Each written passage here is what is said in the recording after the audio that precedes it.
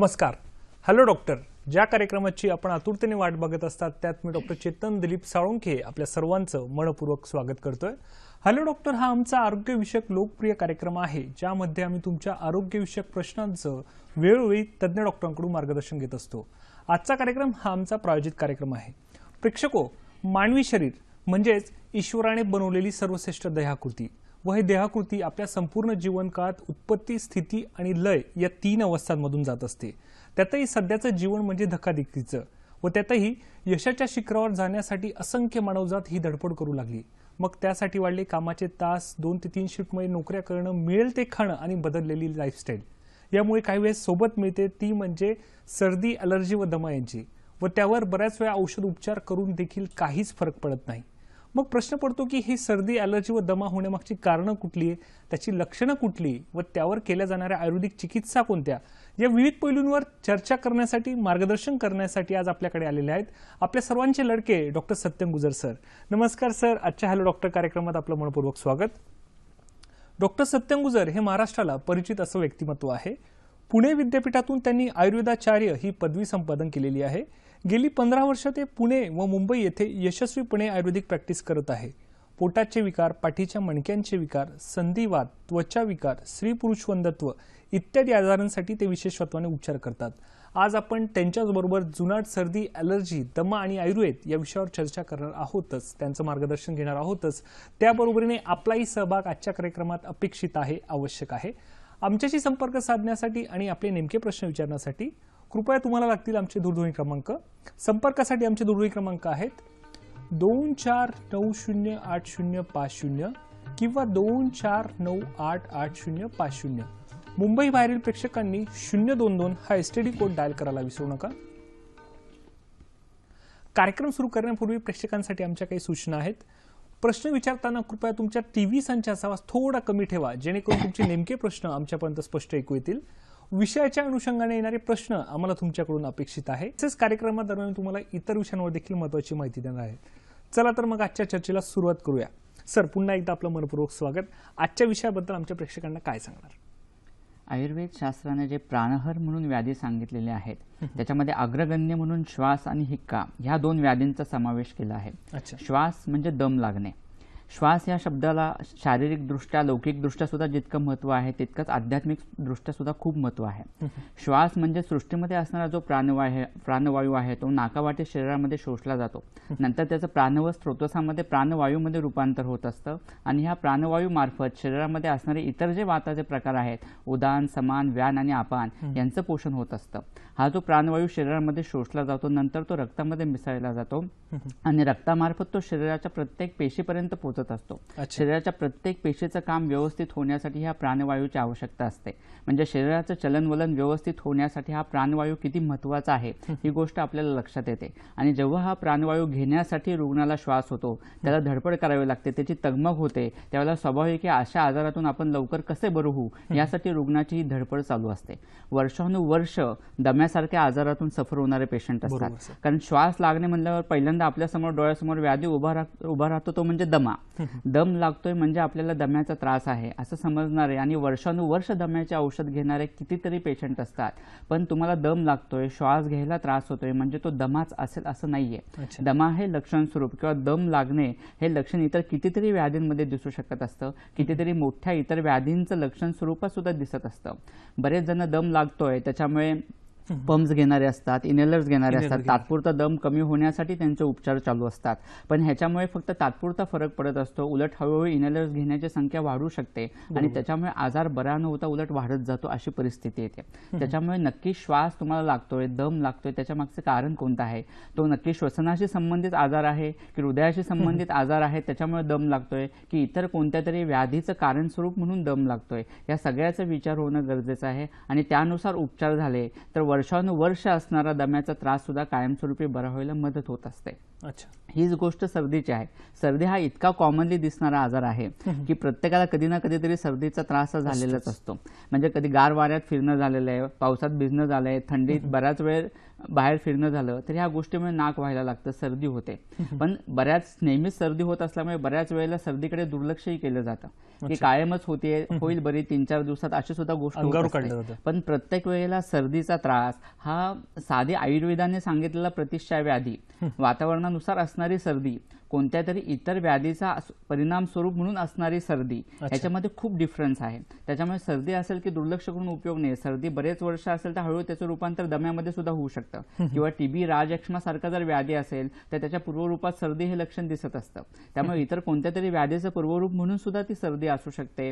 त्यानुसार सुद्धा त्याची काळजी घेणं खूप गरजेचं असतं. किंवा बरेच वर्ष सतत होणारी सर्दी हे तुमचं व्याधी क्षमत्व कमी होत आहे, 2-3 महिने झाल्यानंतर काही कारण नसताना सतत नाक गळत असेल, सतत जर सर्दी होत असेल तर त्याच्याकडे लक्ष देणं हे खूप गरजेचं असतं. कारण ही सर्दी जर खूप जुनाट झाली तर त्याचा परिणाम म्हणून त्याच्यामुळे इतर उपद्रव किंवा उदरक स्वरूपात इतर व्याधी होण्याची सुद्धा शक्यता खूप जास्त प्रमाणात होत असते. बरोबर. हीच गोष्ट आहे ती ॲलर्जी. खरं ॲलर्जी हा जो प्रकार आहे, म्हणजे ॲलर्जी हा दागिना म्हणून मिरवणारे कितीतरी रुग्ण आहेत की मला ही गोष्ट खाल्ली की त्रास होतो, मी थंड वातावरणात जात नाही, मी ह्याला सेन्सिटिव्ह आहे, थंड वातावरणात गेले की मला त्रास होतो, थंड प्रदेशात त्यामुळे जाण्याचा अवॉइड करतो, ही गोष्ट खाल्ली की मला त्रास होतो त्यामुळे ही गोष्ट मी खात नाही. पण खरं तर तशी गोष्ट नाहीये.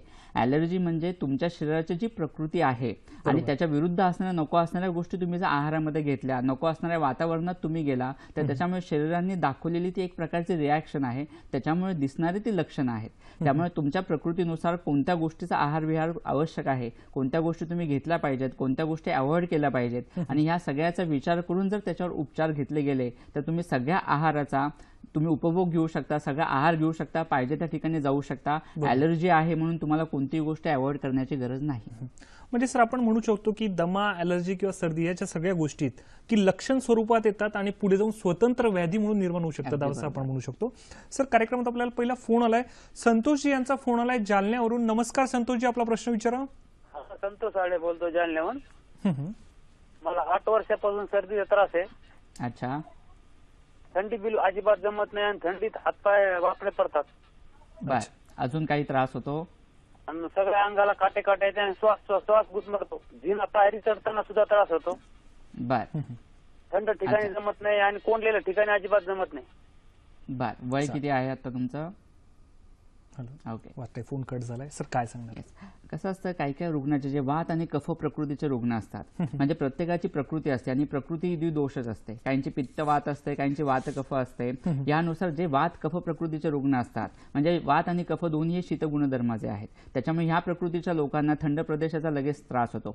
गार वाऱ्यामध्ये गेलं, हिवाळा सुरू झाला, पावसाळ्यात भिजलं की ह्याच्यामुळे त्याचा परिणाम विकृत कफ वाढायला सुरुवात होते. प्राणव स्रोतसावर त्याचा परिणाम होतो, स्रोतस लगेच अवरुद्ध होतात. किंवा नको असणारा विकृत कफ शरीरात वाढायला लागला की नको असणारा विकृत कफ हा जवळच्या मार्गातून बाहेर पडायचा प्रयत्न करतो आणि उरस्थानाला जवळचा मार्ग म्हणजे नाक, आणि त्याच्यामुळे तो नको असणारा विकृत कफ बाहेर पडणं म्हणजे सर्दी होणं ही गोष्ट होत असते. आणि त्याच्यामुळे सतत नाक वाहणं, सतत सर्दी होणं, अंगातून तुम्ही जसं म्हणलात तसे काटे यायला सुरुवात होणं, अशा प्रकारच्या गोष्टी सतत होत असतात. त्याच्यामुळे ह्याच्यामध्ये वात शमन करणारी चिकित्सा, कफ विलयन करणारी चिकित्सा खूप आवश्यक असतं. रोज सकाळी उठल्या उठल्या 1 ग्लास गरम पाणी तुम्ही घेत चला, किंवा छातीला गोडे तेल आणि मीठ एकत्र करून छातीला लावून जर शेकून घेतलं त्याच्यामुळे कफ कमी व्हायला मदत होईल, तुमचा त्रास कमी होऊन जाईल. सतत जर तुम्हाला हा त्रास होत असेल तर वमन नावाचा पंचकर्म उपचार असतो, जो कफ छातीत साठून राहतोय तो बाहेर काढून टाकण्यासाठी या वमनाचा उपयोग खूप चांगला होतो. या सर्व गोष्टी केल्या तर तुमचा त्रास हा कायमस्वरूपी बरा व्हायला नक्कीच मदत होईल. निश्चितच संतोषजी सरांनी सांगितल्याप्रमाणे पुढचे जे काही चिकित्सा आहेत, आयुर्वेदिक चिकित्सा, त्यांचा जर फायदा घेतला निश्चितच तुम्हाला फायदा होऊ शकतो.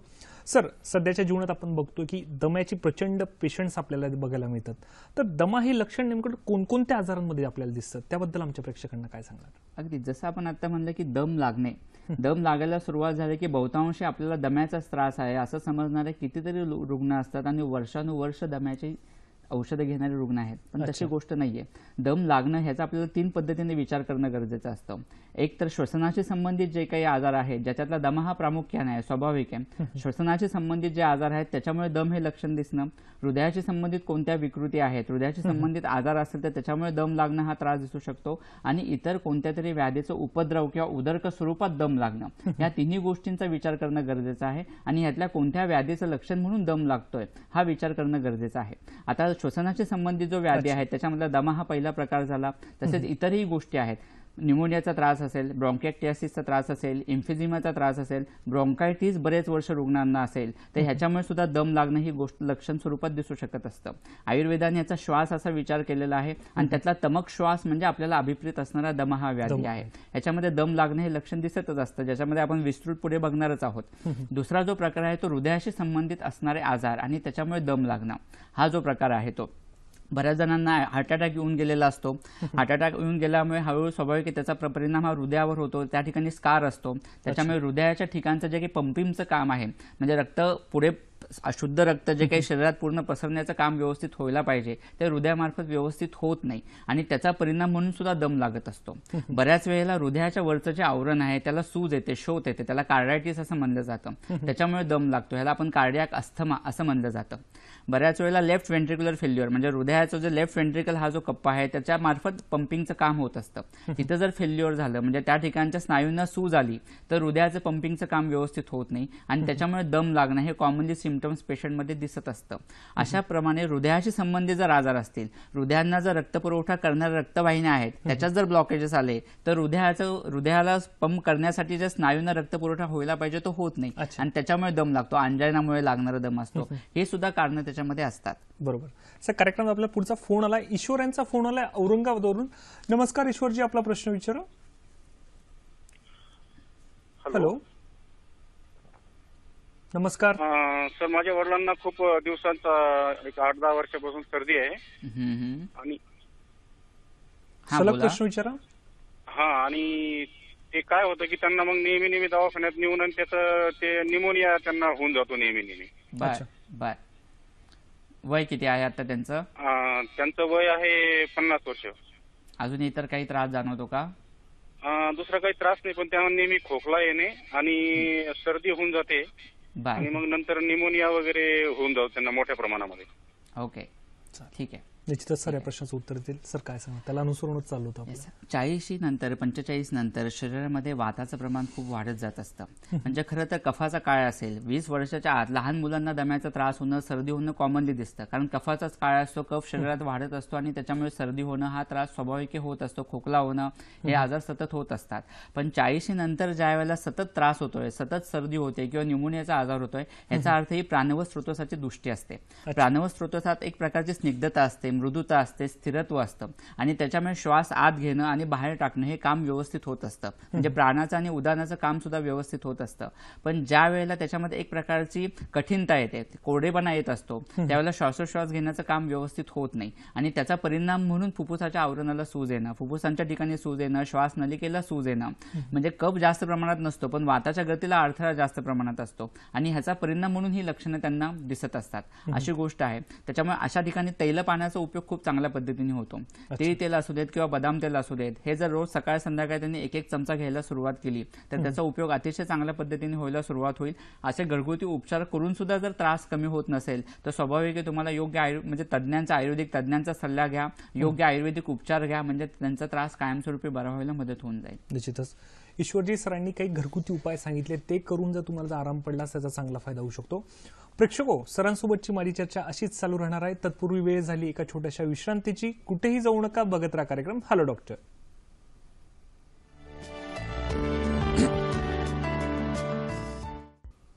ब्रेक नंतर पुन्हा एकदा आमच्या सर्व प्रेक्षकांचं मनपूर्वक स्वागत आहे. आजचा विषय आहे जुनाट सर्दी, ॲलर्जी, दमा आणि आयुर्वेद. सहभागी आहेत डॉक्टर सत्यम गुजर सर. प्रेक्षको, मला माहिती आहे तुम्हाला देखील आजच्या तज्ञांना बरेच प्रश्न विचारायचे आहेत. माझी देखील सरांसोबतची चर्चा अशीच चालू राहणार आहे. परंतु तुम्हाला माहिती आहे का चंदन हे आपल्या शरीरासाठी किती महत्त्वपूर्ण आहे? चंदनामध्ये मुख्यतः अँटीसेप्टिक आणि अँटी इन्फ्लामेटरी प्रॉपर्टीज या खूप महत्त्वाच्या असतात. त्याचप्रमाणे अरोमाथेरपी आणि सौंदर्य प्रसाधनांमध्ये सुद्धा चंदनाचा चांगला वापर होऊ शकतो. यासाठीच्या अधिक माहिती मी तुम्हाला पुढच्या ब्रेकनंतर देखील देणार आहे. सर, ब्रेकमध्ये जाण्यापूर्वी दमा हे लक्षण कोणकोणत्या आजारांमध्ये आढळतं याबद्दल आपण सांगत होतो, त्याबद्दल अधिक काय सांगतील आमच्या प्रेक्षकांना? कसं आहे, दमा नक्की कशा पद्धतीने होतो, म्हणजे दमा हे लक्षण कोणत्या स्वरूपात दिसतं हे बघण्याआधी आपल्याला त्याच्या अगोदर श्वास घेण्याची प्रक्रिया कशा पद्धतीने होत असते ह्याची शारीरिक रचना आणि क्रिया या बघणं गरजेचं आहे. नाकावाटे श्वास ज्या वेळेला आत घेतला जातो त्यावेळेला नंतर तो श्वासनलिकांमार्फत ट्रकियामार्फत फुफ्फुसापर्यंत जात असतो. फुफ्फुसामध्ये तो श्वास आल्यानंतर तो जो काही अंबर पियुष असा छान शब्द आयुर्वेदाने त्याला वापरलेला आहे. ज्या वेळेला शरीरामार्फत रक्त वापरलं जात असतं, रक्ताचा यूज केला जातो, त्यावेळेला ते अशुद्ध जे रक्त आहे, यूज केलेलं रक्त आहे ते धमन्यांमार्फत म्हणजे व्हेन्स मार्फत, इन्फिरियर व्हेना केव्हा आणि सुपिरियर व्हेना केव्हा ह्याच्या मार्फत हृदयामध्ये येतं. हृदयामध्ये ते रक्त आल्यानंतर तिथून ते फुफ्फुसामध्ये येतं. फुफ्फुसामध्ये आल्यानंतर हा जो अंबर पियुष आहे, हा जो प्राणवायू आहे, ऑक्सिजन आहे, तो ह्या रक्तामध्ये मिसळला जातो आणि त्यातले जे कार्बन डायऑक्साईड आणि इतर नको असणारे विषारी पदार्थ आहेत ते फुफ्फुसामार्फत शोषले जातात आणि प्राणवायू हा रक्तामध्ये मिसळला जातो. मग हे शुद्ध जे रक्त आहे ते पुन्हा हृदयामध्ये येतं आणि हृदयामार्फत ते शरीराच्या द्वारे बाहेर पूर्ण शरीरात फेकलं जातं. म्हणजे शरीराच्या प्रत्येक पेशीला हे मिळत असतं आणि त्वचाद्वारे या पेशींचं काम होत असतं. त्याच्यामुळे ह्या ऑक्सिजनची शरीराच्या प्रत्येक पेशीच्या कामासाठी आवश्यकता असते. आपण आता बघितलं त्याप्रमाणे म्हणूनच श्वसनाशी संबंधित, फुफ्फुसाशी संबंधित आजार असेल तर दम लागायला सुरुवात होत असते. हृदयाशी संबंधित आजार असेल तर त्याच्यामुळे दम लागायला सुरुवात होते.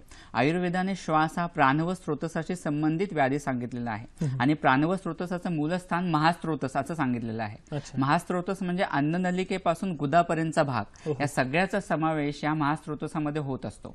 म्हणजे सर्व जे काही अन्न व स्रोतसाशी संबंधित अवयव आहेत, अन्ननलिका असू देत, जठर असू देत, लहान व मोठे आतडे असू देत आणि गुदाचा भाग, ह्याच्याशी संबंधित जर कोणते व्याधी असतील तर त्याचा समावेश सुद्धा, त्याच्या संबंधित कोणते व्याधी असतील तर त्याच्यामुळे सुद्धा दम लागणे, श्वास लागणे ह्या प्रकारचं लक्षण दिसत असतं. खरं तर श्वास किंवा दम लागणे हे जे दवाखान्यात येणारे पेशंट असतात, म्हणजे समजा 100 पेशंट दम लागण्याचे रुग्णालयात आलेले आहेत तर त्यातले फक्त 40% पेशंट प्रॉपर दमा, म्हणजे आयुर्वेदाने ज्याला तमक श्वास म्हणलेला आहे, असे फक्त 40% पेशंट हे प्रॉपर दम्याचे असतात. इतर 60% पेशंटमध्ये दम लागणे हे लक्षण इतर व्याधीचं उपद्रव स्वरूप म्हणून होत असतं. त्यातलं 30% हे जे रुग्ण आहेत त्यातल्या आयुर्वेदानुसार उदावर्त हा जो महास्त्रोतसाशी संबंधित व्याधी आहे त्याच्यामुळे दम लागणं ह्याच्यामध्ये मोडणारे असतात. इतकं त्याचं प्रमाण जास्त आहे. उदावर्त म्हणजे काय, तर आयुर्वेदानुसार वाताची अनुलोम गती असते. वात हा खाली सरकणारा असतो. पण जेव्हा ही वाताची गती अनुलोम न राहता वात प्रतिलोम होतो, वात खाली न सरकता वर सरकायला लागतो, त्यावेळेला स्वाभाविक त्याचा परिणाम आहे, त्याचा जो दाब आहे तो हृदयावर आणि फुफ्फुसांवर यायला लागतो. प्राण सुद्धा अनुलोम आहे. आपल्याला श्वास आत ओढावा लागतो, पण हा श्वास ओढत असताना इतर वातांची गती जर प्रतिलोम असेल, वात वर सरकणारा असेल तर ह्या प्राणाच्या गतीला अडथळा निर्माण होतो आणि श्वासोश्वास आत घेण्याचं काम व्यवस्थित होत नाही आणि रुग्णाला दम लागायला लागतो. हे जे लक्षण आहे ते उदावर्त ह्या व्याधीमुळे दिसणार आहे. इतर अनेक अन्न व स्रोताशी संबंधित व्याधी आहेत. अजीर्ण आहे, अलसक आहे, विलंबिका आहे, यासारख्या व्याधींमध्ये छर्दी आहे, ह्याच्यामध्ये सुद्धा श्वास हे लक्षण दिसत असतं.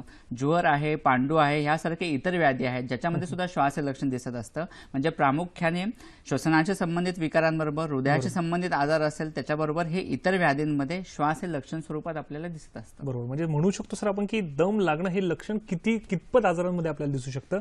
सर, कार्यक्रमात पुढचा फोन आलाय, पांडुरंगजी यांचा फोन आलाय सोलापूरवरून. नमस्कार पांडुरंगजी, आपला प्रश्न विचारा. लहान मुलं, एक 10 महिन्याची मुलगी आहे, 10 ते 11 महिन्याची. अच्छा. आणि तिला सर्दीचा त्रास आहे. हो, काय करू? सतत सर्दी होत असते का? महिन्यातनं 15 दिवसातनं सारखी सर्दी होते. बर.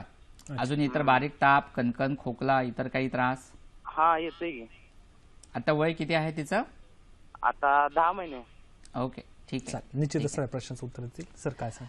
कफाचा काळ असतो, 10 महिने म्हणजे अजून ते बहुतेक आईचंच दूध घेत असणार आहे. इतर बाहेर थोडेफार गोष्टींची सुरुवात झाली असली तरी बहुतांशी मातृस्तन्यावर वाढणारं वय आहे.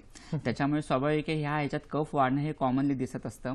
बालगुटी जर तुम्ही तिला देत असाल तर बालगुटीतली औषधं वाढवा जी कफासाठी काम करणारी आहेत, वेखंड आहे, सुंठ आहे, पिंपळी आहे, ही बालगुटीत कॉमनली वापरली जाणारी औषधं आहेत.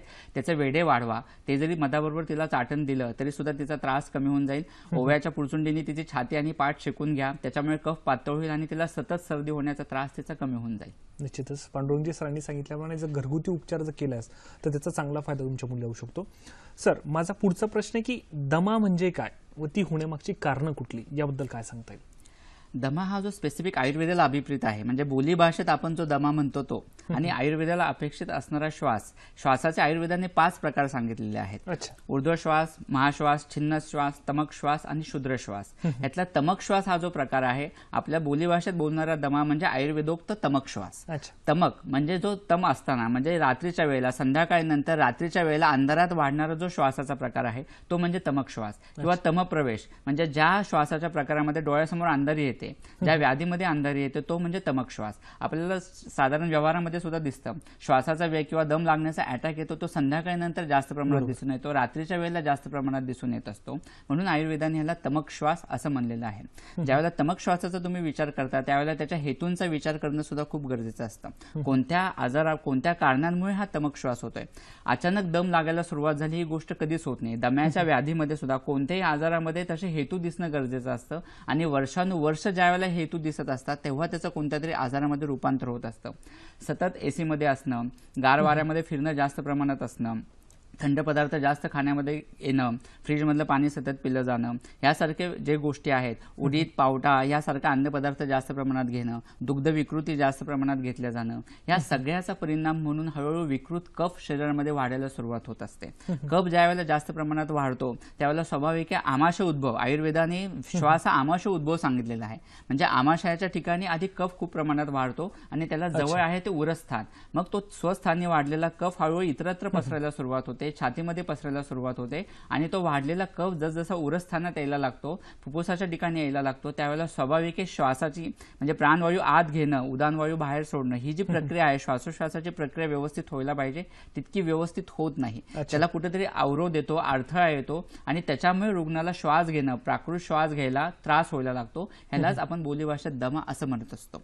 मग असा दमा ज्यावेळेला व्हायला सुरुवात होते त्यावेळेला जनरली सर्दी आणि खोकल्याने ह्याच्यामध्ये सुरुवात होत असते. सतत सर्दी व्हायला लागते, कधीतरी खोकला येतो आणि बरेच दिवस ह्या गोष्टी चालू राहिल्या तर प्राण व स्रोतोसांमधला मृदुता, स्निग्धता कमी व्हायला लागते, त्या ठिकाणी संकोच व्हायला लागतो आणि त्याच्यामुळे स्वाभाविक इझिली श्वास आत घेण्याची प्रक्रिया जितकी व्यवस्थित व्हायला पाहिजे तितकी होत नाही. तिथे अडथळा जाणवायला लागतो, घरघर जाणवायला लागते, कफ सहजासहजी बाहेर पडायला पाहिजे तो पडत नाही. तमक श्वासात दम्यातलं प्रामुख्याने दिसणारं लक्षण हेच आहे की रुग्णाला खोकला खूप येत असतो, सतत खोकत असतो, पण कफ बाहेर पडायला पाहिजे तो पडत नाही आणि तो कफ बाहेर पडल्यानंतर रुग्णाला बरं वाटत असतं. आणि ह्या सर्व गोष्टी होत असताना त्याच्यामुळे रुग्णाला चक्कर येते, डोळ्यासमोर अंधारी पण येत असते. आयुर्वेदाने ह्या संतमक श्वास, प्रथमक श्वास असे वेगळे दोन प्रकार सुद्धा ह्याच्यामध्ये सांगितलेले आहेत आणि त्या पद्धतीने त्याची चिकित्सा पण वेगळी सांगितलेली आहे.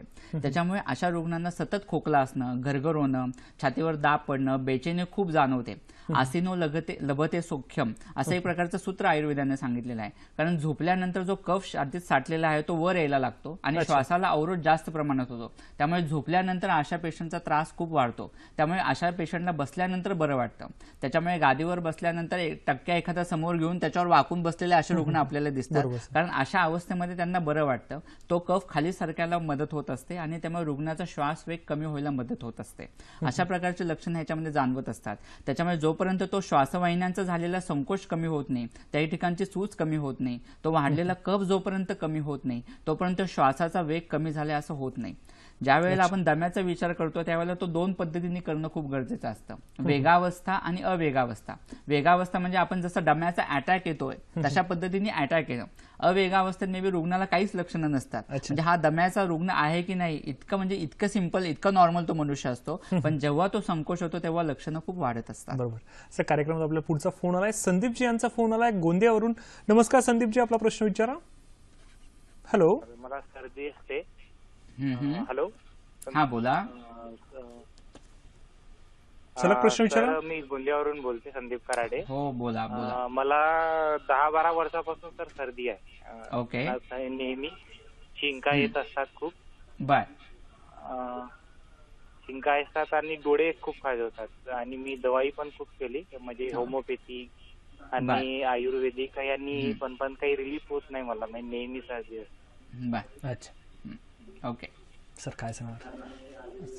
वर्षानुवर्ष असं जुनाट सर्दीचे त्रास असणारे कितीतरी रुग्ण भरपूर आपल्याला दिसत असतात. म्हणजे जसं आपण म्हणलं की सर्दी म्हणून कॉमनली दुर्लक्ष केलं जातं. सर्दी ही कॉमन व्याधी आहे, बरा होऊन जाईल, 7 दिवसात होईल, 10 दिवसात होईल म्हणून काहीच औषधं घेतली जात नाहीत असं पण होतं. पण नंतर एक वेळ अशी होते की प्रत्येक 2 महिन्यानंतर सर्दी होते, काही कारण नसताना सर्दी होते, कोणताही बाहेर आहार विहार केला नाहीये, गारठ्यात कुठे गेले असंही होत नाही, पण सर्दीचा त्रास होतोय, अशी सुद्धा गोष्ट होत असते.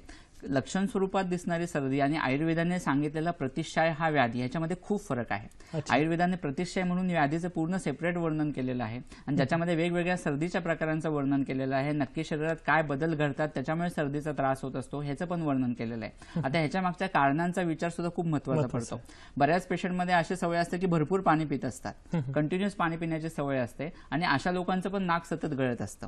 म्हणजे खरं तर कफ खूप वाढतोय, विकृत कफ आहे अशी गोष्ट कोणतीच नसते, पण भरपूर पाणी पिण्याची सवय, सकाळी उठल्या उठल्या 2-3 लिटर पाणी पाणी पिणं चांगलं असतं म्हणून दिवसभरात सतत पाणी पिणं चालू असतं. अशा लोकांना सुद्धा नाक गळत असतं. मग त्यांचं हे हेतू थांबवलं तरी सर्दी थांबत असते. अशी सुद्धा गोष्ट असते. जर तुमच्या कोणत्या तरी इतर व्याधीचं लक्षण स्वरूप म्हणून जर सर्दी दिसत असेल तर त्या व्याधीचा उपचार होणं गरजेचं आहे. त्यानुसार उपचार केला तर त्रास कमी होणार असतो.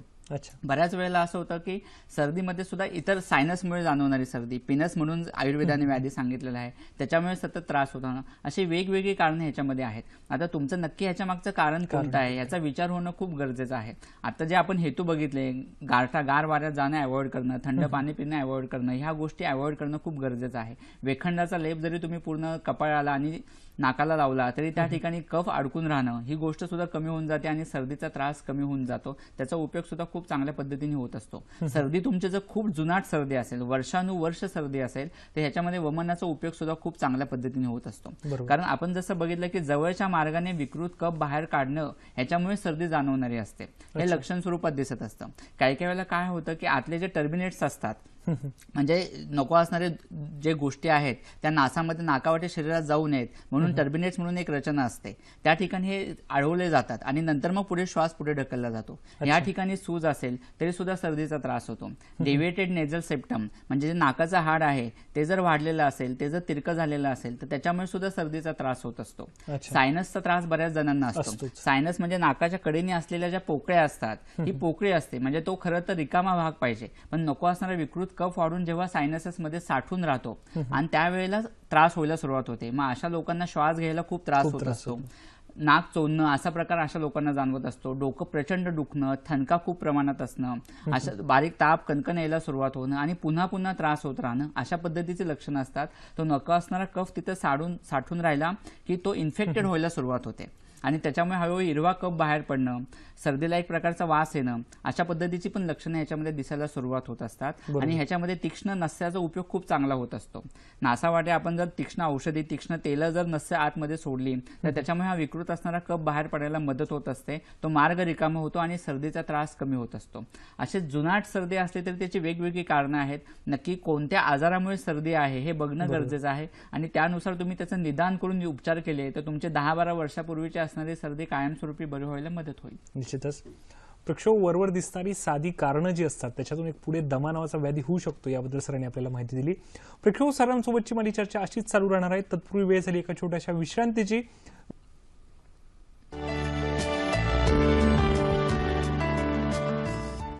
प्रेक्षक कार्यक्रमाच्या पूर्वार्धात मी तुम्हाला चंदनाबद्दल माहिती देत होतो. त्यात जर अजून सांगायचं झाल्यास हातापायाची जर जळजळ होत असल्यास चंदन आणि कापूर एकत्र करून जर लावल्यास त्याचा आजार कमी होण्यास मदत होत असते. त्याचप्रमाणे त्वचा विकारामध्ये दूध, चंदन आणि नारळाचं तेल हे जर एकत्र करून लावल्यास त्याचा चांगला फायदा होतो. सर, कार्यक्रमात पुढे जाण्यापूर्वी मला अजून एक तुम्हाला प्रश्न विचारायचा होता की दमा हा पूर्णतः बरा होऊ शकतो का व त्यासाठी काही आयुर्वेदिक चिकित्सा आहे का, त्याबद्दल काय सांगणार? अतिशय महत्त्वाचा आणि चांगला प्रश्न आहे. बेसिकली वर्षानुवर्ष दम्याचा त्रास असणारे कितीतरी पेशंट असतात आणि श्वास घ्यायलाच त्रास होतोय, दम लागतोय, नेहमीचा श्वास जी धडपड रुग्णाची चालू आहे ती दगमग कुठेतरी थांबणं गरजेचं असतं. त्याच्यामुळे रुग्ण प्रयत्न करतच असतो. वर्षानुवर्ष औषधं चालू आहेत, इनहेलर्स घेत आहेत, त्रास वाढला की रुग्ण पंप घेतो, बरं वाटतं तात्पुरतं, अशी गोष्ट वर्षानुवर्ष चालू होते आणि ह्यातनं आपली कधीतरी सुटका होणार की नाही असा प्रश्न रुग्णाला जाणवतो. पण जसं आपण आता बघितलं, दमा हे तर प्रामुख्याने कारण आहेच दम लागण्याचं, पण प्रत्येक वेळेला दम लागणे हा दम्याशी संबंधित नसतो, इतर कारणं सुद्धा त्याच्यामध्ये असतात. त्याच्यामुळे त्यानुसार उपचार होणं हे खूप गरजेचं असतं. फक्त दमा ह्या श्वसनाशी संबंधित आजाराचा ज्यावेळेला आपण विचार करतो त्यावेळेला त्याच्या मागचे हेतू बंद होणं हे खूप गरजेचं आहे. बऱ्याच जणांना थंड पदार्थ घेण्याची सवय असते, ती जर गोष्ट असेल तर ती थांबणं खूप गरजेचं आहे. अन्न व स्रोतसाचं मूलस्थानाशी व्याधी संबंधित म्हणून जर त्रास जाणवत असेल तर अजीर्ण दूर होणं गरजेचं आहे. बऱ्याच जणांना पोट साफ न होणं, म्हणजे ह्याच्यामध्ये पोट व्यवस्थित साफ होणं खूप गरजेचं असतं. ज्यांना वर्षानुवर्ष दम्याचा त्रास आहे यांना जर मलावष्टंभाचा त्रास जाणवला तर स्वाभाविक तो वात अजून प्रतिलोम होतो आणि वात प्रतिलोम झाला की त्याचा परिणाम म्हणून दम लागायला अजून मदत होत असते.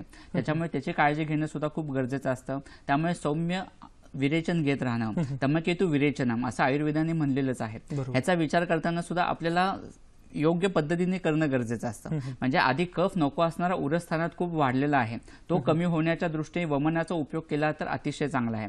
काही वेळेला उत्कृष्ट झालेला कफ इतका जास्त असतो, कफ इतका साठून राहिलेला असतो की आयुर्वेदाने रेग्युलर सांगितलेल्या वमनासाठी जे पूर्वकर्म करणं गरजेचं आहे. कफाचा उत्क्लेश करण्यासाठी अगोदर स्नेहन देणं गरजेचं असतं, मग स्वेदन देऊन नंतर वमन होणं अपेक्षित असतं. पण उत्क्लेश इतका जास्त असेल तर त्यावेळेला तुम्ही डायरेक्ट वमन देऊन नको असणारा कफ बाहेर काढून टाकला तरी रुग्णाला बरं वाटत असतं. इतक्या रिझल्ट्स आपल्याला फास्टली मिळत असतात. पण ज्या वेळेला आपण प्रॉपर चिकित्सा करत असतो त्यावेळेला मग शोधनामध्ये वमनाचा उपयोग खूप चांगल्या पद्धतीने होत असतो, वेगवेगळ्या नस्याचा उपयोग खूप चांगल्या पद्धतीने होत असतो. आणि ह्या सर्व गोष्टी झाल्यानंतर विरेचनचा उपयोग, कारण आमाशयत समुद्भव व्याधी आहे, अन्न व स्रोतसाचा विचार करणं खूप गरजेचं असतं. कारण रसाचा उपधातू म्हणून कफ तयार, रसाचा मल म्हणून कफ तयार होत असतो आणि ती कफाची विकृती आहे प्रामुख्याने तिथून सुरुवात होते. त्यामुळे तो नको असणारा कफ कमी होण्याच्या दृष्टीने सुद्धा विरेचनाचा उपयोग आपल्याला खूप चांगल्या पद्धतीने जाणवतो. ही शोधन म्हणजे पंचकर्म चिकित्सा झाली, त्याच्याबरोबरच इतर शमन चिकित्सेचा सुद्धा उपयोग खूप महत्वाचा याच्यामध्ये आहे. निश्चितच सर कार्यक्रमात आपला पुढचा फोन आलाय, प्रवीण कदम यांचा फोन आलाय रत्नागिरीवरून. नमस्कार प्रवीणजी, आपला प्रश्न विचारा. अरे सर 2 महिने झाले सर सर्दी तर नाही. बर, आता ह्या 2 महिनेच त्रास होतोय का? हा हो. बर, इतर अजून काही त्रास नाही सर. सर डोळे पिवळे झाले थोडस. बर, वय किती आहे? 18 चालू आहे. बर, चालेल, निश्चितच सर प्रश्नाचं उत्तर देईल. सर काय सांगणार? ठीक आहे. रेग्युलर जी नेहमीची कॉमनली औषधं यूज आपण करू शकता. सीतोपलादी चूर्ण आहे, वेखंडाचा लेप आहे. आत्ताच नुकतीच सर्दी सुरू झालेली असेल तर ह्या औषधांचा तुम्ही उपयोग करा, त्याने त्रास नक्कीच कमी व्हायला मदत होईल. पण हे घरगुती उपचार वापरून जर त्रास कमी झाला नाही तर आयुर्वेदिक उपचार घ्या, त्याने त्रास कायमस्वरूपी बरा व्हायला मदत होऊ शकेल. बरोबर. प्रवीणजी सरांनीच काही घरगुती उपचार सांगितले, त्याचा जर करून घेतल्यास, वापर केलाच चांगला फायदा होऊ शकतो.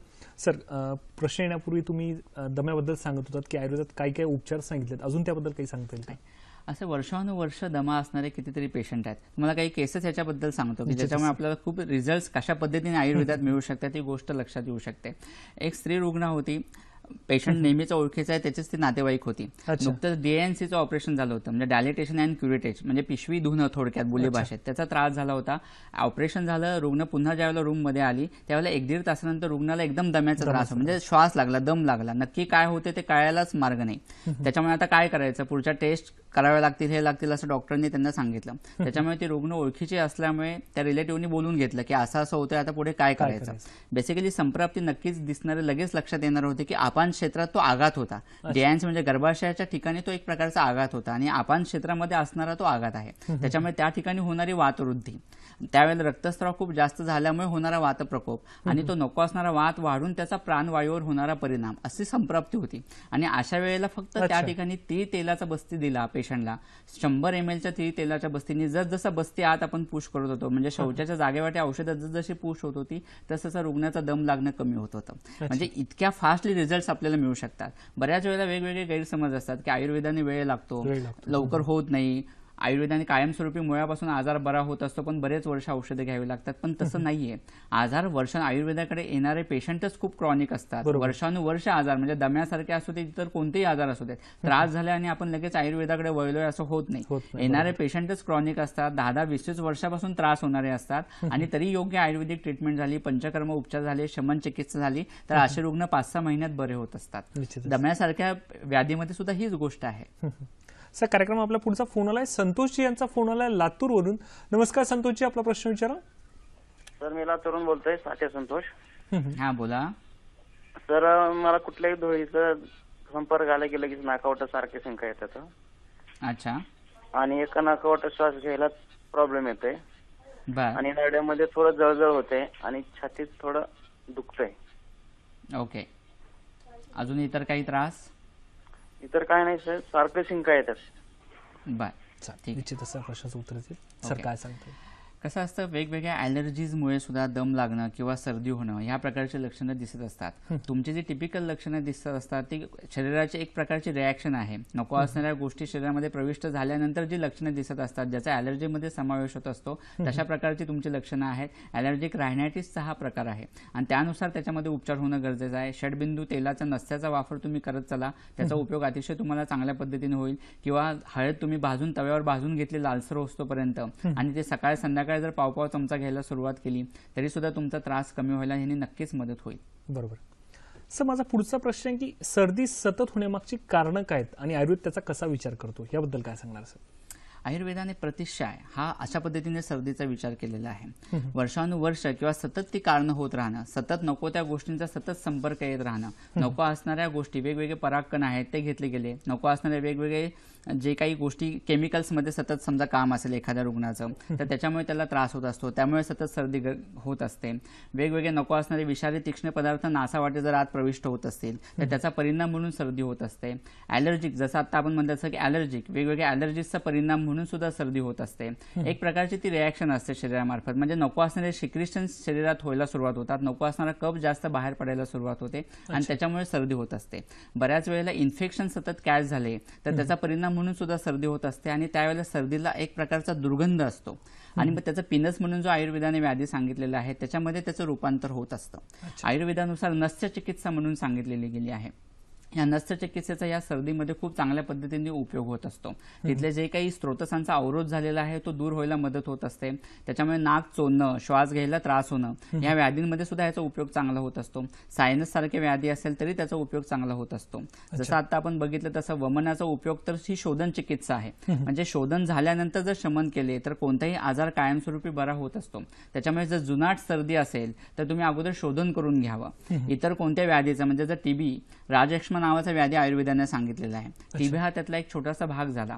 जर राजयक्ष्मा व्याधी असेल आणि त्याचं पूर्वरूप किंवा त्याचं लक्षण म्हणून जर सर्दी तुम्हाला दिसत असेल तर ह्याच्यामध्ये तुम्हाला धात्वाग्नी वाढवणारी औषधं द्यावी लागतात. ह्याच्यामध्ये नेहमीची औषधं यूज करून तुमची सर्दी कधीच कमी होत नाही, कारण धात्वाग्नी मांद्य झाल्यामुळे दिसणारं ते लक्षण असतं आणि धात्वाग्नी वर्धन करणारी चिकित्सा ज्यावेळेला तुम्ही करत असता त्यावेळेला ती लक्षण स्वरूपात दिसणारी सर्दी ही कमी होत असते.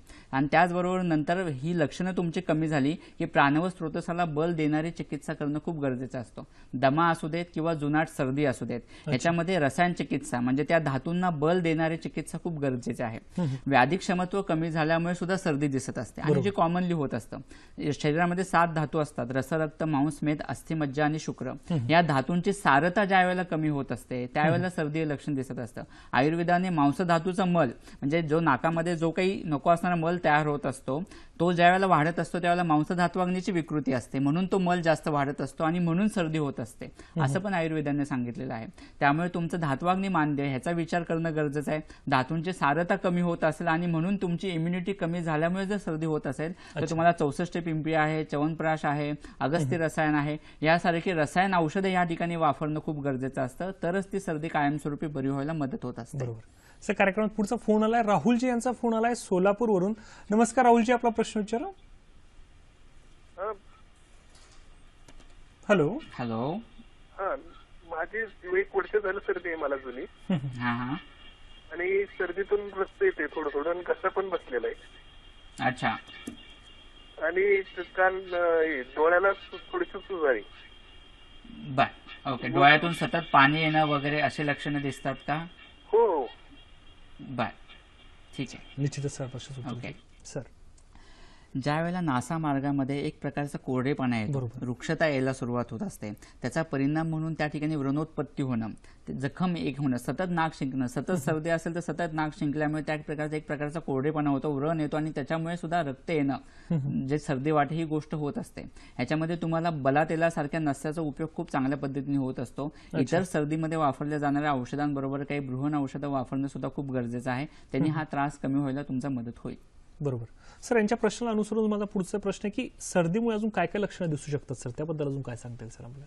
बेसिकली वर्षानुवर्ष सर्दी आहे तर हळूहळू डोळ्यातून पाणी यायला सुरुवात होते, डोळ्यांची आगाग व्हायला लागते, डोकं दुखणं, डोकं जड होणं, सर्दीचा त्रास बरेच वर्ष असेल त्याच्या संयुक्त बनून त्याच्या बरोबरीने म्हणून ही लक्षणं जाणवत असतात. म्हणजे बऱ्याच रुग्णांना डोकेदुखीचा त्रास खूप वर्षानुवर्ष असतो. मायग्रेन म्हणून ते ट्रीटमेंट करत असतात किंवा पित्त वाढते म्हणून डोकं दुखते अशी त्यांची संकल्पना असते, पण तशी पण गोष्ट नसते. कारण नको असणारा कफ ज्या वेळेला वाढतो त्यावेळेला उरं म्हणजे इथून छातीच्या वरचा भाग हा कफाचा सांगितलेला आहे, त्यामुळे वाढलेला कफ स्वस्थानात वाढणार आणि तिथल्या जवळच्या प्रदेशामध्ये पसरणार आणि त्याच्यामुळे सर्दी, नाक वाहणं ह्या गोष्टींबरोबरच त्याच्या कडेचा सायनसचा जो हा भाग आहे त्या ठिकाणी दुखायला सुरुवात होते. त्या ठिकाणी एक प्रकारचा जडपणा जाणवायला लागतो. डोकं दुखण्याची लक्षणं, हळूहळू डोकं दुखणं, बारीक ताप येणं, कणकण येणं, मग त्याचाच परिणाम हळूहळू कानावर पण व्हायला लागतो. मग कानामध्ये दडे बसणं, कानातून वेगवेगळे आवाज येणं, कान दुखणं, अशा प्रकारचे लक्षणं हळूहळू वाढायला सुरुवात होत असतात. काही काही केसेस इतके इंटरेस्टिंग असतात. म्हणजे एक केस अशीच होती, सतत डोकं दुखते, जवळजवळ 7 ते 8 वर्ष झाले डोकेदुखीचा त्रास आहे, सगळे उपचार करून झाले पण त्रास कमी होत नाहीये असं लक्षण आहे. आणि ह्यांच्यामध्ये सायनसमध्ये कफ अडकून राहणं म्हणून डोकं दुखणं हे त्यांचं निदान होतं. आणि ह्या पेशंटला ज्या वेळेला शोधन नसतं दिलं, तीक्ष्ण नसतं दिलं, त्यावेळेला जवळजवळ अर्धी ते पाऊण वाटी कफ बाहेर पडला आणि त्याच्यानंतर त्यांचं डोकं आतापर्यंत कधीही दुखलं नाही. म्हणजे अशा पद्धतीने सुद्धा पेशंट तुमच्या समोर येऊ शकतो आणि बरेच वर्ष असणारी सर्दी आणि त्याच्याकडे दुर्लक्ष केलं जाणं ह्याचा परिणाम म्हणून हे लक्षण स्वरूपात दिसत असतं. निश्चितच. प्रेक्षको, सरांसोबतची माझी चर्चा अशीच चालू राहणार आहे. तत्पूर्वी वेळ झाली एक छोट्याशा विश्रांतीची. कुठेही जाऊ नका, बघत राहा कार्यक्रम हॅलो डॉक्टर.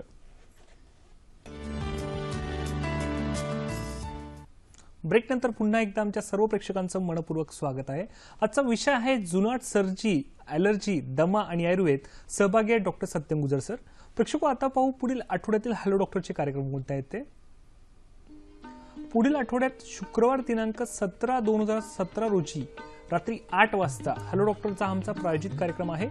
विषय आहे वंध्यत्व निवारण आणि आधुनिक उपचार पद्धती. सहभागी आहेत डॉक्टर श्रीराम खाडीलकर.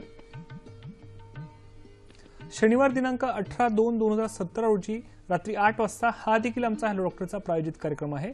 विषय आहे त्वचा विकार आणि होमिओपॅथी. सहभागी आहेत डॉक्टर RS सोनवणे. तसेच रविवार दिनांक 19/2/2017 रोजी रात्री 8 वाजता हा देखील आमच्या हॅलो डॉक्टरचा प्रायोजित कार्यक्रम आहे. विषय आहे उतार वयातील आजार आणि संयुक्त उपचार. सहभागी आहेत डॉक्टर अनिल पाटील सर. प्रेक्षक, आजच्या विषयाच्या संबंधित जर आपले काही प्रश्न असल्यास आपण ईमेलद्वारे देखील आमच्याशी संपर्क साधू शकतात, जेणेकरून पुढील आठवड्यात आम्ही त्याचा उत्तर देण्याचा प्रयत्न करू.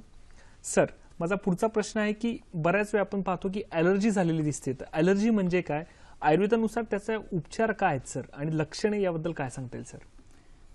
सर्दीचा त्रास होण्यामागे असू देत किंवा दम्याचा त्रास होण्यामागे असू देत, ॲलर्जी हे एक प्रमुख कारण त्याच्यामध्ये सांगितलेलं आहे. आयुर्वेदाने ॲलर्जीचा विचार करताना असात्म्यता असा विचार केलेला आहे. बेसिकली शरीरात प्रत्येकाची प्रकृती असते, प्रत्येकाचं बॉडी स्ट्रक्चर हे वेगळं असतं, प्रत्येकाच्या शरीराची बांधणी वेगळी असते. या प्रत्येकाच्या शरीराच्या प्रकृतीनुसार त्याच्या विरुद्ध गुणधर्माचे जर कोणती गोष्टी आहारातून घेतल्या जात असतील किंवा नासावाटे शरीरात प्रविष्ट होत असतील किंवा त्याच्याशी संपर्क येत असेल तर ह्या गोष्टींमुळे जे काही परिणाम होतात, नको असणारे विजातीय द्रव्ये शरीरात आल्यामुळे आणि त्याचा शरीराशी संयोग झाल्यामुळे आणि ती शरीरात नको असल्यामुळे ते बाहेर काढून टाकण्यासाठी म्हणून शरीराने दाखवलेली जी काही लक्षणं आहेत, जे काही रिॲक्शन्स आहेत, त्याचा ॲलर्जीमध्ये समावेश होत असतो. मग ह्याचे वेगवेगळे प्रकार असतात. मग तुम्हाला सर्दी व्हायला सुरुवात होते, नाक गळायला सुरुवात होते, डोळ्यांची आगाग होते, डोळ्यांची खाज होते, कान खाजवायला सुरुवात होते, डोकं जड होतं, काहींना बारीक ताप येतो, काहींना श्वास घ्यायला त्रास होतो, एकदम श्वासवाहिन्यांचा संकोच व्हायला लागतो आणि एकदम गुदमरल्यासारखं वाटतं. अशा पेशंटला एकदम 4 चौघात गेल्यानंतर सुद्धा गुदमरायला लागतं. ग्रामीण भागामध्ये आपण बघितलं तर बाजरीचे परागकण आहेत, ते जर श्वसनावाटे आत गेले तर त्याच्यामुळे सुद्धा दम्याचा त्रास होणं, दम लागणं असा प्रकार होतो. इतर वेगवेगळ्या शेतीमध्ये घेणारे पिकं आहेत त्याचा काहींना त्रास होत असतो, काहींना काँग्रेस गवताचा त्रास होत असतो. म्हणजे त्याच्याशी संपर्क आला की त्याच्यामुळे शरीरावर एकदम गांधे उठायला लागतात. आयुर्वेदाने दूषिविष म्हणून एक प्रकार सांगितलेला आहे आणि दूषिविष आणि ॲलर्जी ह्याचा खूप जवळचा संबंध आहे आयुर्वेदानुसार. नको असणारे आहार्य पदार्थ, नको असणारे जे काही शरीराच्या दृष्टीने चुकीचे पदार्थ आहेत ते सतत जर घेतले गेले तर त्याचा परिणाम म्हणून जे काही नको असणारे विषारी पदार्थ शरीरात तयार होतात. कोणताही आहार तुम्ही घेतला की त्याच्यावर पचन प्रक्रिया होते, आवश्यक असणारा भाग शोषला जातो आणि नको असणारा भाग मलभाग म्हणून बाहेर टाकला जातो. पण काही गोष्टी शरीरात अशा तयार होतात की ज्या शरीर घटक म्हणून ऍब्सॉर्ब पण होत नाहीत आणि मलभाग म्हणून शरीराच्या बाहेर टाकल्या जात नाहीत. त्याच विषारी गोष्टींना आपण दूषिविष असं म्हणत असतो. आणि हेच नको असणारे जे काही गोष्टी आहेत त्या शरीरात साठून राहतात, तिथून रक्तामध्ये येतात. मग रक्ताथ्रू एकतर ते श्वासनलिकांपर्यंत येतात किंवा त्वचेकडे जातात. त्वचेकडे जर ते दूषिविष गेले तर त्याच्यामुळे गांधी उठणं, खाज सुटणं, आगाग होणं, बारीक पुरळ उठणं, रॅश उठणं अशा प्रकारचे ॲलर्जीचे लक्षण दिसायला लागतात. हे जर विषारी पदार्थ श्वासनलिकांपर्यंत आले तर त्या ठिकाणी संकोच होतो आणि श्वास घ्यायला त्रास होतो, नाक व्हायला सुरुवात होते, कोरडा खोकला येतो, अशा प्रकारचे लक्षणं दिसत असतात. सर, कार्यक्रमाला पुढचा फोन आलाय, दिलशाद यांचा फोन आलाय कल्याणवरून. नमस्कार दिलशाद जी, आपला प्रश्न विचारा. मला ना 1.5 वर्षापासून सर्दीचा आणि शिंकाचा त्रास आहे. अच्छा. आणि आयुर्वेदिक पण केलं मी उपचार आणि होमिओपॅथिक पण केलं, तरी पण मला काय जास्त रिझल्ट चांगला नाहीये. गोळी घेतली ना तोपर्यंतच माझी सर्दी थांबते. गोळी मी बंद 1-2 दिवस केलं की परत त्रास माझा चालू होतो. ओके. अच्छा. आपलं वय किती आहे? 46 आहे. अच्छा. निश्चितच सर या प्रश्नाचं उत्तर देते. कसं आहे, आपण आता सर्दीची वेगवेगळी कारणं बघितली. प्रत्येक वेळेला ती लक्षण स्वरूपातच असते असं नाहीये. आणि लाक्षणिक चिकित्सा फक्त केली, तात्पुरती सर्दी कमी होण्यासाठी तुम्ही कोणतीतरी अँटी ॲलर्जिक औषधं घेतली, कोणतीतरी अँटीव्हायरल औषधं घेतली तर तुमचा सर्दीचा त्रास कमी होणार आहे असं होत नाही. बऱ्याच वेळेला असं होतं की ते पृथ्वी महाभूताचं अधिष्ठान आहे, एक ज्ञानेंद्रिय आहे, आणि त्याच्यामुळे पृथ्वीची विकृती, पृथ्वी महाभूताची विकृती ह्याचा परिणाम म्हणून सुद्धा वायू आणि आकाश खूप वाढते आणि पृथ्वीवर त्याचा परिणाम होतोय या स्वरूपात म्हणून सुद्धा सर्दी दिसत असते. आणि ह्या ठिकाणी तुम्हाला त्या पद्धतीने विचार करून पार्थिव औषधं सुद्धा वापरावी लागतात. म्हणजे कवच, बीज, विदारी ह्यासारखी औषधं काही काही पेशंटला वापरली तरी सुद्धा त्यांची सर्दी कमी म्हणजे वाढलेली दिसून येते. आणि व्याधी क्षमत्व कमी झालं असेल आणि त्याच्यामुळे सर्दी दिसत असेल तर ती धातू सारता वाढवणारी औषधं घेणं गरजेचं आहे. त्याच्यामुळे तुमची सर्दी जर खूप दिवसांची असेल तर आधी त्याच्या मागचं निदान होऊन ट्रीटमेंट होणं गरजेचं आहे. बरोबर. दिलशादजी सरांनी सांगितल्याप्रमाणे योग्य निदान करून जर त्याच्यावर चिकित्सा करण्यात आली तर त्याचे 100% आपल्याला रिझल्ट भेटू शकतात. सर, फोन येण्यापूर्वी आपण ॲलर्जीचा आयुर्वेदिक उपचार त्याबद्दल सांगत होतो, त्याबद्दल काय सांगणार सर? ॲलर्जीमध्ये जे ॲलर्जन्स असतात म्हणजे शरीराला नको असणारे असात्म्य पदार्थ आहेत, म्हणजे शरीराला त्याची असात्म्यता आहे. त्याच्यामुळे फक्त अँटी ॲलर्जिक औषधं दिली आहेत, तात्पुरती खाज कमी होण्यासाठी औषधं दिली आहेत, तात्पुरती नाक वाहते म्हणून ते कमी होण्यासाठी किंवा दम लागतोय म्हणून ब्रॉन्कोडायलेटर्स. बऱ्याच पेशंटमध्ये ॲलर्जी हे दम्याचं सुद्धा महत्त्वाचं कारण आहे. त्यामुळे बरेच पेशंट हे यूज करणारे ब्रॉन्कोडायलेटर्स असतात, म्हणजे श्वासवाहिन्यांचा विकास करणारी, त्यांचा ल्युमेन मधली पोकळी वाढवणारी ही औषधं असतात. पण ही औषधं तुम्ही जितके वर्षानुवर्ष घेत असता त्यावेळेला त्याचा परिणाम त्या स्त्रोतसावर व्हायला सुरुवात होते. उलट त्यांची इलॅस्टिसिटी कमी होते, त्या अल्व्हेओलायची इलॅस्टिसिटी कमी होते. श्वास आत घेणं आणि प्रसरण पावणं, आकुंचन प्रसरण पावण्याची क्षमता कमी झाली तर उलट त्याच्यावर त्याचा वाईट परिणाम दिसतो आणि तुम्हाला त्याची डिपेंडेबिलिटी वाढते. तुम्हाला स्टेरॉइड्स किंवा इतर कोणतीही औषधं तुम्ही घेत असताल तर त्याचा डोस हळूहळू वाढवावा लागतो, कारण तेवढी ती पुरेशी होत नाहीत. त्यामुळे तात्पुरती नुसते अँटी ॲलर्जिक औषधं देऊन, तो संकोच कमी करणारी औषधं देऊन उपयोग होत नाहीये. तर ह्याच्या मागची तुमची शरीर प्रकृती कशी आहे, त्याच्या मागची कारणं कशी आहेत, शरीरात नक्की बदल झालेत ते कोणत्या स्वरूपात झालेले आहेत ह्याचा विचार करून मग तुम्हाला औषधोपचार होणं गरजेचं आहे. विरेचनाचा उपयोग सगळ्या प्रकारच्या ॲलर्जीमध्ये खूप चांगल्या पद्धतीने होत असतो.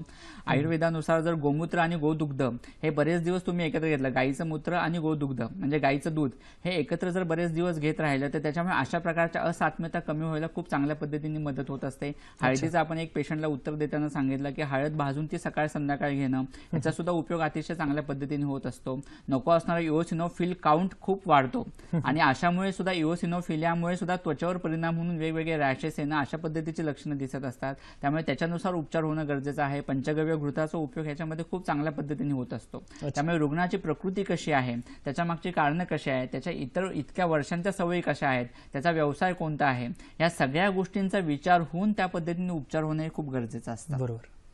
प्रेक्षक, माझी सरांसोबतची चर्चा अशीच चालू राहणार आहे. तत्पूर्वी वेळ झाली आजच्या आरोग्य सल्ल्याची. बघूयात आजचा आरोग्य सल्ला काय येते. आजचा आरोग्य सल्ला आहे, सतत होत असलेल्या सर्दीकडे दुर्लक्ष करू नये, नाहीतर त्याचे दम्यात रूपांतर होऊ शकते. सतत कफ होत असणाऱ्या व्यक्तींनी एसीचे वारे, गार वारे, थंड पदार्थ यांचा वापर टाळावा. दम्याचा अटॅक आल्यास व श्वास घेण्यास त्रास होत असल्यास तिळ तेल किंवा शेंगदाणा तेल गरम पाण्यासोबत सेवन करावे. प्रेक्षको, आता पाहू आजच्या कार्यक्रमाचं पुनःप्रक्षेपण कधी आहे ते. प्रेक्षको, आजचा हॅलो डॉक्टरचा कार्यक्रम हा आमचा प्रायोजित कार्यक्रम होता. याचं पुनःप्रक्षेपण हे गुरुवार दिनांक 23/2/2017 रोजी सकाळी 9 वाजता आहे. विषय आहे जुनाट सर्दी, ॲलर्जी, दमा आणि आयुर्वेद. प्रेक्षको, आजचा कार्यक्रम तुम्हाला कसा वाटला हे देखील आम्हाला जाणून घ्यायची इच्छा आहे. तसेच ज्या डॉक्टरांना आमच्या हॅलो डॉक्टर कार्यक्रमात प्रायोजित कार्यक्रम करायचा असल्यास त्यांनी कृपया आमचा पत्ता नोंदवून घ्यावा. संपर्कासाठी आमचा पत्ता आहे निर्माती हॅलो डॉक्टर, दूरदर्शन केंद्र, पांडुरंग बुधकर मार्ग, वरळी, मुंबई 400030.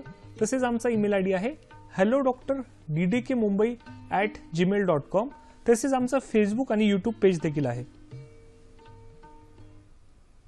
सर, दमा, सर्दी आणि ॲलर्जीसाठी काही पंचकर्म उपचार आहेत का, काय सांगणार? आयुर्वेदिक उपचारांचा ज्यावेळेला आपण विचार करत असतो त्यावेळेला दोन्ही गोष्टींचा विचार करणं खूप गरजेचं असतं. शोधन चिकित्सा आणि शमन चिकित्सा.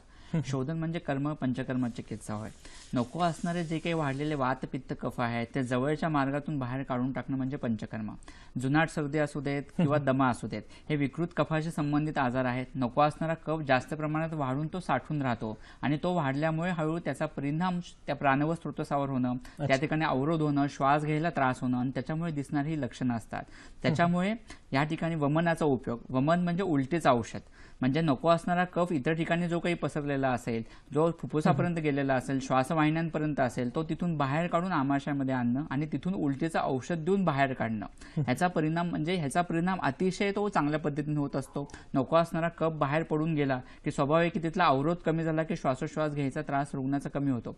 बऱ्याच जणांचा प्रश्न असा असतो की हा जो त्रास आहे तो रेस्पिरेटरी सिस्टमशी संबंधित आहे, दम्याचा त्रास आहे तो, आणि वमनामुळे म्हणजे तुम्ही जठरातून उलटीचं औषध देऊन कफ कसा बाहेर काढणार, मग रेस्पिरेटरी सिस्टम मधला असलेला कफ कसा कमी होणार, अशी गोष्ट असते. पण एक सोपं उदाहरण त्याच्यासाठी आहे. समजा एखाद्या नदीला पूर आला की ते जसं पाणी संपूर्ण गावामध्ये पसरतं, गल्ली बोळातून पसरतं आणि ते पसरल्यामुळे जसा त्रास होतो तशीच गोष्ट आहे. कफ आधी आमाशयात वाढतो, स्वस्थानात वाढतो, तिथून तो पसरून जवळच्या स्थानामध्ये म्हणजे उरक क्षेत्रामध्ये येत असतो.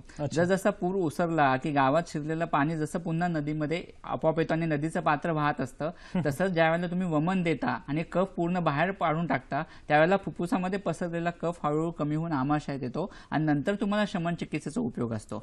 मग नस्य चिकित्सेचा उपयोग आहे, विरेचनाचा उपयोग आहे आणि मग शमन चिकित्सा. मग तुमचं अग्निमांद्य कमी होण्यासाठी असू देत, अग्नी वाढवण्यासाठी म्हणून चिकित्सा असू देत किंवा प्राणव स्रोतसाला बल्य चिकित्सा, या सगळ्या गोष्टी एकत्रित झाल्या की जुनाट सर्दी आणि दमा कायमस्वरूपी बरा व्हायला मदत होते. निश्चितच.